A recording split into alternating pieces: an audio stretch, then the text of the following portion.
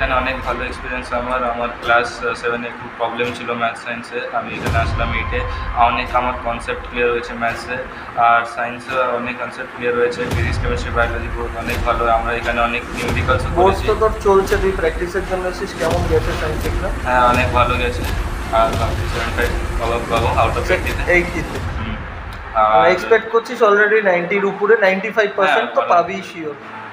এখন দেখা যাক কি হয়। Thank you. তুই এখন শুধু নয়, তুই বাইরে গিয়েও ভালো রেজাল্ট কর। তুই 10-এর পরও বাইরে চলে যাচ্ছে, আউট অফ ওয়েস্ট বেঙ্গল, হোস্টেলে থাকবে ফ্যামিলি কিছু ইস্যুর জন্য। তো অল দ্য বেস্ট, আরও পড়াশোনা কর, আরও উন্নতি কর। Thank you for your good words. তবে হোপফুলি তুই যা যা বলেছিস ভিতর থেকে আমি সেগুলোই তোকে ডেলিভার করতে পেরেছি। Thank you for everything.